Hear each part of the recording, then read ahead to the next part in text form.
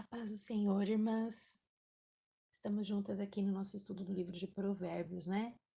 Hoje mais um dia na presença do Senhor, aprendendo a palavra dele, né?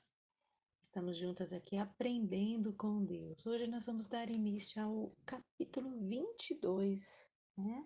Vamos ler alguns versículos, não estamos lendo o capítulo todo, né, irmãs? Porque estamos assim aprendendo a fundo cada versículo.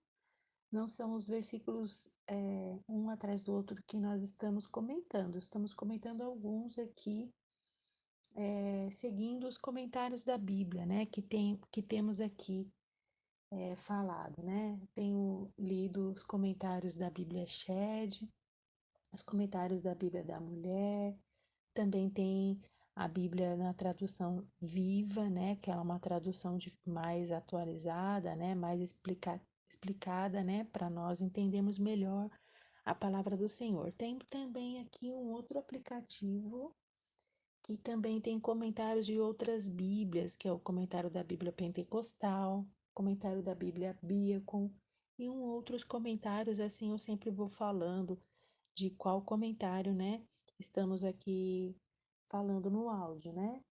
Então, amadas, vamos lá? Hoje nós vamos começar 22, o capítulo 22. Vamos ler então o primeiro versículo desse capítulo que diz assim: Mais digno de ser escolhido é o bom nome que as muitas riquezas, e a graça é melhor do que as riquezas e o ouro. Então, né, irmãs, o nome, né? O bom nome, a conduta da pessoa, né? O bom nome é a recompensa do bom comportamento e um dos prêmios mais valiosos da sabedoria, né, irmãs? Viver com sabedoria e andar pela vereda da sabedoria tem como resultado o bom nome. Salomão escolheu a sabedoria, andou por esse caminho e ganhou um bom nome. Depois de andar um caminho sábio durante anos, Salomão, de forma trágica, abriu mão de suas convicções a respeito de Deus e da sabedoria.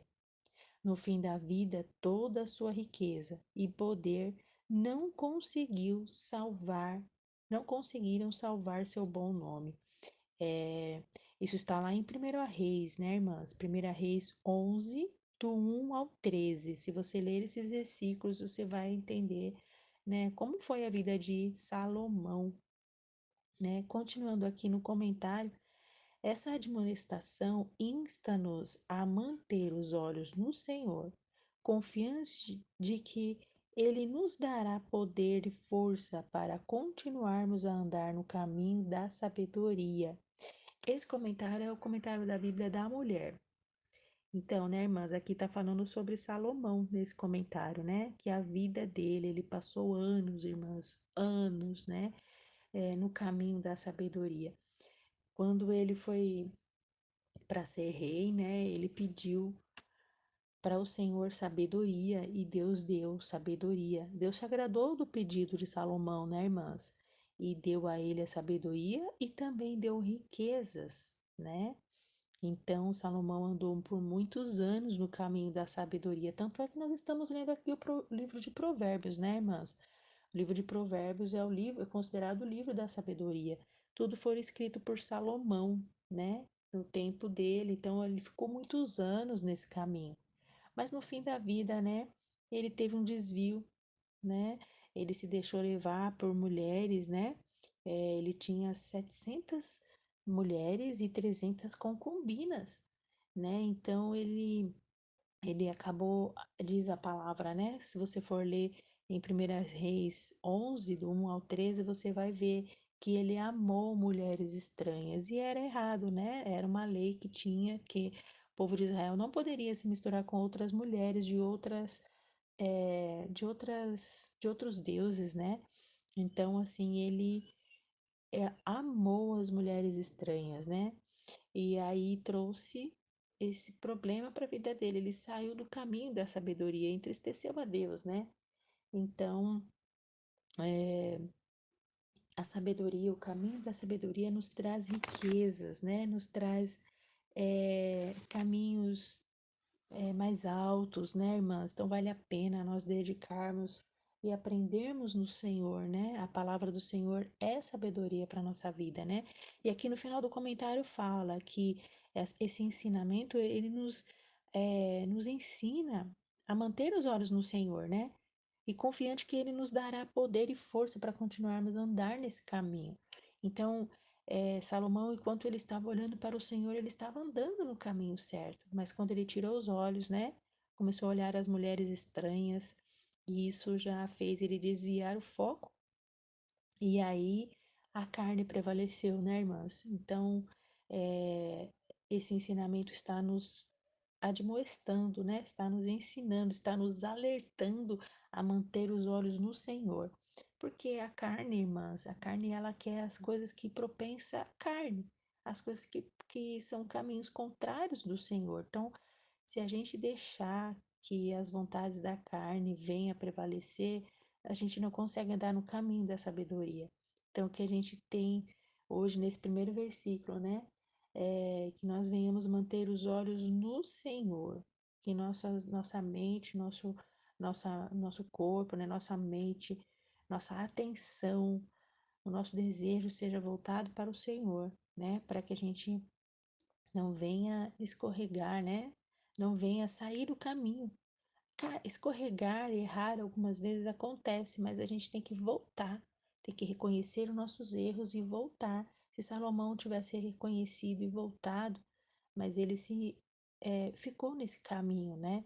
Então, muitos anos de sabedoria e no final teve final trágico, né? Como diz aqui no comentário da Bíblia da Mulher, né, irmãs? Isso é uma atenção para nós continuarmos firmes, firmes. Errou, reconheça o seu erro, peça perdão a Deus e volte para o caminho, né? Continue lendo a palavra, continue andando no caminho reto, como ensina Deus, né? Através da sua palavra. Então vamos lá agora, irmãs, para o versículo 4. O versículo 4 diz assim: O galardão da humildade e o temor do Senhor são riquezas e honra e vida. Então, o galardão da humildade, né? E o temor do Senhor são riquezas, honra e vida.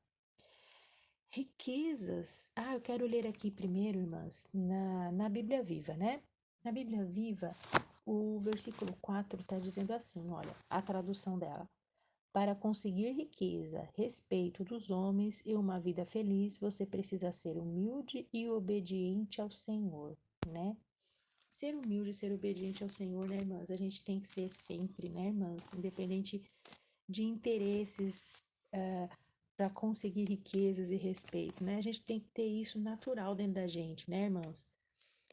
Agora, um comentário aqui está dizendo assim: riquezas e honras e vida. Aqueles que permanecem fiéis a Deus receberão essas bênçãos no tempo determinado por Ele.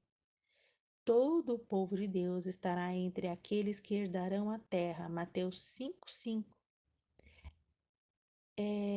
Já aqui os pobres de Deus são considerados ricos nos bens e honras espirituais. Apocalipse 2:9. Esse comentário é da Bíblia de Estudo Pentecostal. Então vamos ler lá, irmãs, Mateus 5:5. Vamos correr lá um pouquinho? Mateus 5:5. Rapidinho a gente chega lá. Aqui. Mateus 5:5 diz assim: Bem-aventurados os mansos, porque eles herdarão a terra, né? Então, aqui, né, tá falando no comentário, né, que todo o povo de Deus estará entre aqueles que herdarão a terra, né? Aqueles que praticam a mansidão, né, a obediência, que tem uma vida, né, voltada para o Senhor, né? E aqui no comentário também fala de Apocalipse. Eu quero ler somente a parte A desse Apocalipse 2.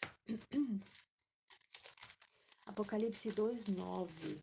É lá o último livro da Bíblia. Aqui. Apocalipse 2, versículo 9, somente a parte A, irmãs, que diz assim: eu sei as tuas obras, e tribulação e pobreza, mas tu és rico, né? Aqui tá falando de valores espirituais, né, irmãos?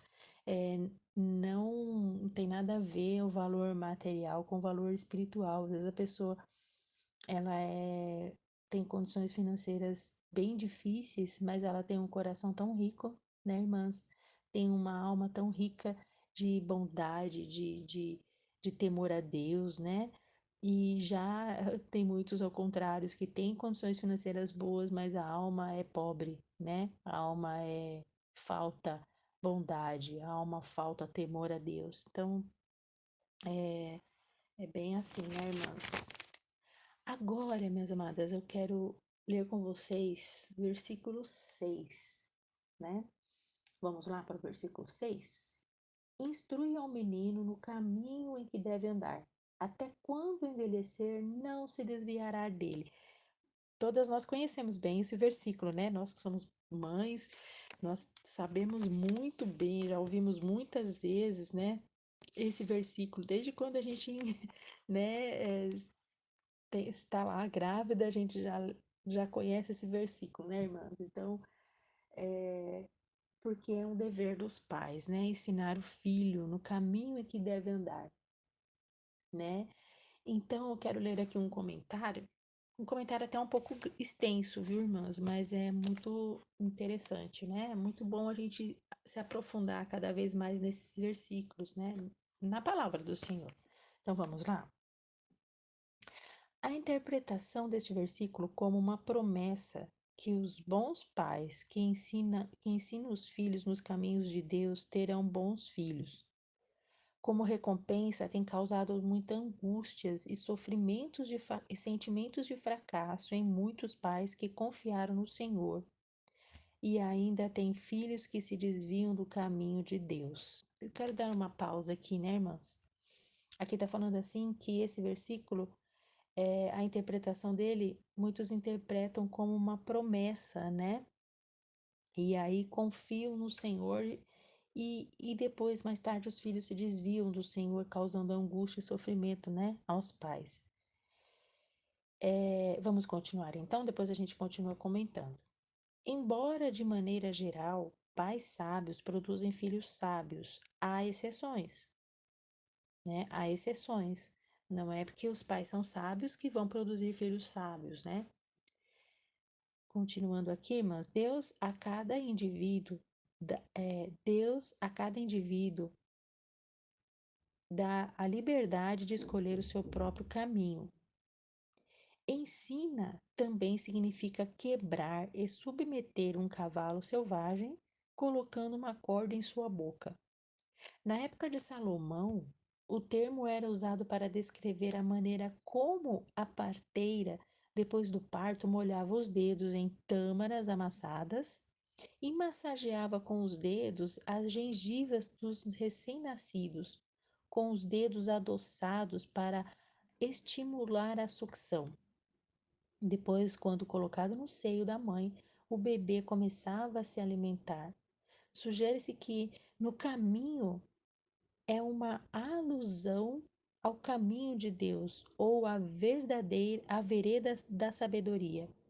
Então aqui sugere-se que o caminho é uma alusão ao caminho de Deus, significa que o caminho ele está fazendo menção para ser o caminho de Deus, né? Ou a vereda da sabedoria.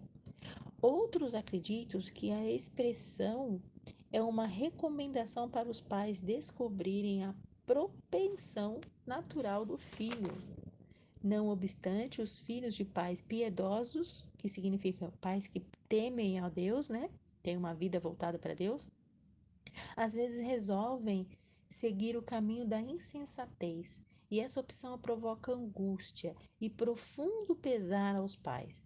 Este versículo não é necessariamente uma promessa, o mais provável é que seja uma admoestação aos pais para quebrar a obstinação dos filhos e orientá-los no caminho de Deus. Esse comentário é o comentário da Bíblia da Mulher, né? Então, irmãs,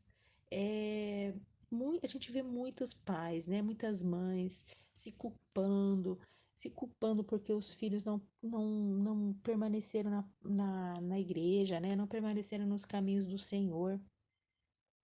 Mas, irmãs, é muito profundo isso, né? Aqui está dizendo que não é uma promessa, né? Não é uma promessa que, como diz aqui o versículo, instrui o menino no caminho que deve andar e até quando envelhecer não se desviará dele. Porque cada um de nós temos o livre-arbítrio, né, irmãs? Cada uma de nós temos o livre-arbítrio. Nós temos esse direito de escolha. Então, não é porque nós estamos ensinando os filhos no caminho do Senhor que eles vão permanecer lá. Muitos permanecem, louvado seja Deus, né? Mas muitos se afastam. A gente vê isso, né, irmãs? E a gente às vezes se sente tão condenada, tão assim, achando que a gente não foi bons pais, né? Não é. É porque cada um de nós temos um livre-arbítrio. Os filhos também têm direito de escolhas, né? Eles têm o direito de escolher. A salvação, irmãs, é individual. Nós não podemos salvar nossos filhos e nem nossos filhos não podem nos salvar. Então, cada um tem o direito de escolher qual caminho seguir. Agora, a nossa obrigação como mãe, né, a obrigação dos pais é ensinar o caminho, porque nós temos que dar uma direção aos filhos, né? Se nós não ensinarmos nada de qual caminho os filhos têm que seguir, ele vai a propensão é seguir o caminho errado, né? Porque vai se envolver na escola, vai ir para a escola, vai conhecer outras pessoas, a rua, a vida lá fora vai querer ensinar um outro caminho. Então, se nós temos essa oportunidade em dever de ensinar o caminho correto aos nossos filhos, devemos nos ensiná-los, né? Devemos, mas isso não significa que eles vão permanecer. É direito de escolha deles, né? Então a gente às vezes se sente muito culpada de muitas coisas, né? Mas a gente tem que entender isso. O nosso desejo é que eles cresçam no caminho do Senhor, né? Muitos de nós viemos do mundo, conhecemos o Senhor já depois de muito tempo, né? Depois de ter uma vida, às vezes uns já vieram casados, com filhos, né? Mas quem dera se nós viéssemos, se nós estivéssemos no caminho do Senhor desde a infância, né, irmãs? Tem irmãs, tem muitas irmãs que são desde a infância, mas muitas não são. Eu mesmo não sou desde a infância. Eu vim para Jesus depois que eu casei, né? Então, às vezes eu olho e falo, puxa, quem dera se eu fosse criada nos caminhos do Senhor, estivesse, né, nos caminhos do Senhor sem sair dele, né? Quem dera se nossos filhos permanecessem assim. E glória a Deus para os que permanecem, mas os que se afastam não são culpa nossa, né? Se nós fizermos a nossa parte de ensinar, a responsabilidade agora é deles. Eles têm o direito de escolha, eles têm esse direito. Mas muitos, irmãs, muitos vão para lá, para fora, né? Vão para o mundão e acabam voltando. Porque quando a palavra de Deus ela é inserida ali no coração da criança, mesmo que ele se afasta, né? E a gente continua orando, né? Os pais sempre orando pelos filhos, né? Lembrando eles da palavra nos momentos certos, né? Sempre tem aquele momento que você pode entrar com a palavra, filho, olha, a palavra do Senhor fala assim, porque ele foi ensinado. Então, a sementinha tá lá. Então, eu creio, mas com oração, né? E dedicação, ajudando os filhos. Lá na frente, ele pode se arrepender, ele pode abrir o coração e a palavra, a semente que foi plantada ali desde quando criança, florescer, né, irmãs? Então, ele pode voltar para os caminhos do Senhor. Não significa que ele está perdido, né? Significa que ele ainda tem uma chance de voltar, enquanto a vida há esperança. Então, a gente não deve desanimar, né? Se acontecer dos filhos sair dos caminhos do Senhor, vamos continuar orando e sempre no momento oportuno lembrar da palavra, falar da palavra de Deus, porque é um direito de escolha deles. Talvez eles precisam ter uma experiência lá fora. E aqui no comentário, né, irmãs, diz que é, filhos de pais piedosos, né? Às vezes resolvem seguir caminhos da insensatez e essa opção provoca angústia profunda e pesar aos pais, né? Porque a gente acaba pegando a responsabilidade para nós, né? Ai, não fui uma boa mãe, não ensinei direito. Às vezes não é isso, né? Agora tem muitos pais, muitas mães, né, que acaba atribuindo esse ensinamento na escola dominical, na igreja, com os pastores, e isso não é verdade, né? Isso não é certo. O dever de ensinar é nosso, como mãe e como pai, né? As irmãs da igreja que ajudam na escola dominical, os pastores, né? Os líderes de jovens, de adolescentes, eles não têm essa responsabilidade total. Eles estão ali na igreja para ajudar a entender a palavra, a aprender as coisas, mas a responsabilidade total é nossa, porque nós estamos com os filhos todos os dias em casa. Então, é o nosso proceder, né? O nosso testemunho dentro de casa. Não adianta nada nós levarmos os filhos para a igreja e ter uma vida toda torta dentro de casa. Não adianta nada, porque o filho vai falar, ué, eu aprendo uma coisa na igreja, chego em casa é outra. Então, meu pai não está dando importância, minha mãe não está dando importância à palavra, aos ensinamentos da igreja. Então, aqui, a igreja é só um passeio. Então, as crianças, elas observam isso. Então, nosso testemunho é muito grande, né? Muito importante, né? Para a educação dos nossos filhos, né, irmãs? Minhas amadas, eu vou encerrando aqui, né? Esse áudio já passou de 20 minutos, né? Vamos parar aqui no versículo 6. No próximo áudio, nós vamos continuar, né? No capítulo 22 de Provérbios, tá bom, minhas irmãs? Que Deus abençoe sua vida, o seu dia, que o Espírito Santo continue falando ao seu coração. E ele está aqui no meu falando também, né? Todos os dias eu falo isso, porque o Espírito Santo, ele que nos abre, nos ajuda a entender, ele que nos dá, né, a graça de receber o ensinamento do Senhor, né? Então, que ele esteja aí com você, o Espírito Santo esteja aqui comigo também, e Deus venha abençoando o nosso dia com a palavra de Deus em nossos corações. Amém? Fique com esse Deus maravilhoso. Deus abençoe você.